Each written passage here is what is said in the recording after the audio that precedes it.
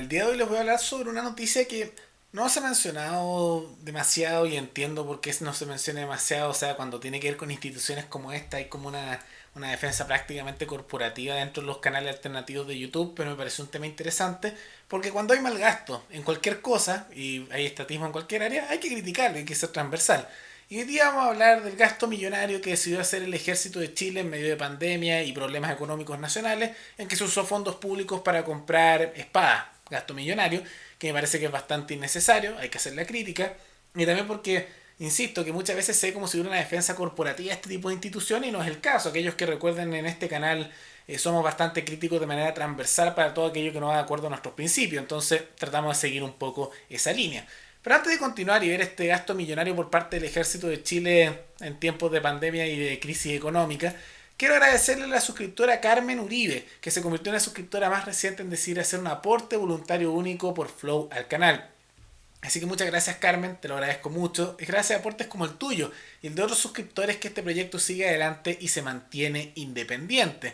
Así que si alguno de ustedes quiere apoyar al canal, ya sea con aporte voluntario único por Flow, como decidió hacerlo Carmen, o a través de criptomonedas, o tal vez decidan hacer un aporte mensual por Patreon o la comunidad de YouTube, pueden hacerlo mirando el comentario que está fijado abajo en los comentarios, donde están los medios de aporte, ya sea mensual o único. Habiendo dicho eso, ¿cuánto es lo que se gastó en esta compra de espadas y cuál es la crítica que se da? Y en realidad no es uno de esos montos que podríamos decir miles y miles de millones de pesos, ¿no? Lo que aquí podemos ver que es un monto que se gastaron 90 millones de pesos en compra de espadas para oficiales.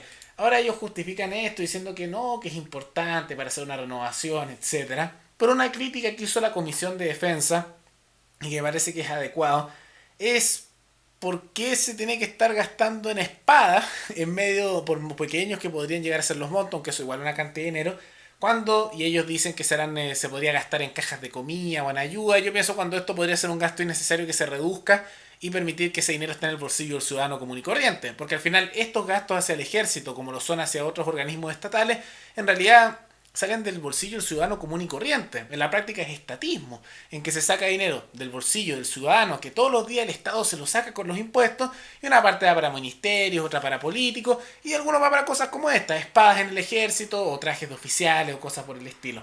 Y me parece que es una crítica bastante acertada porque gasto innecesario, o sea, porque hay que estar comprando espadas. Bueno, algunos dirán que el tema ceremonial es importante ahí, pero estamos en un momento en que las personas están sin trabajo, están con desempleo, incluso por mucho que algunos dirán que este monto es ínfimo en comparación con otras cosas, son gastos innecesarios que hay que destacar. Y por pequeño o por grande que sea el estatismo, por pequeño o grande que sean los montos en que el Estado le está robando al ciudadano común y corriente, hay que criticarlo cuando este dinero podría estar en el bolsillo de cada individuo.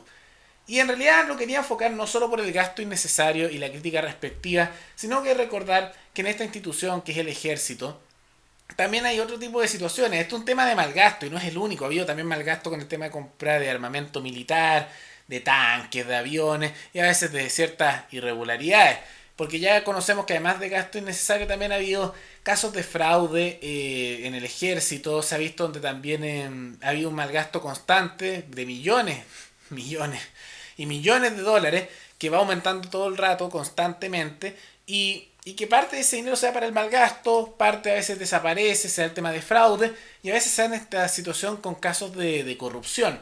Recordemos que en el pasado había numerosos cargos de soldados rasos, oficiales y los altos mandos en todo el nivel transversal, esto también se ha dado en carabineros, en que ha habido casos de corrupción, en que ha habido casos en que muchas veces dicen que había un, y recuerdo cuando fue este caso, me dio un poco de risa cuando lo dijeron a estos altos mandos del ejército, de que ellos no consideraban que esto ni siquiera fuera un delito porque era casi una tradición, o sea, estos gastos en que se compraban pasajes o temas personales con fondos públicos que les asignaban, no lo consideraban ni siquiera que era corrupto y se sorprendían porque decían que era básicamente un derecho adquirido, porque llevan tantos años, décadas haciéndolo, que estaban acostumbrados. Entonces, a mí me preocupa un poco este tema, porque muchas veces veo que dentro de lo que es la derecha no se quiere hablar nada del ejército, de las Fuerzas Armadas, de nada, incluso cuando hay irregularidades, cuando hay corrupción o simplemente cuando hay mal gasto, como que creo que es el caso de las espadas, porque parece que hubiera una defensa corporativa hacia esto. Y me parece importante destacar este tipo de cosas porque si hay corrupción, si hay problemas, y muchas veces se dan situaciones sospechosas cuando se investiga esta corrupción, este estatismo, esta degradación económica que hace el Estado.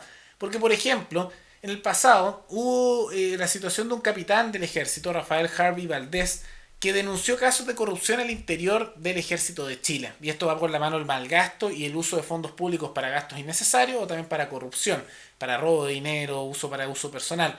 Y este capitán, cuando justamente denunció este caso de corrupción, lo que se observó fue que se le hizo una... la justicia militar lo procesó por delitos de sedición, por denunciar la corrupción que había al interior del ejército.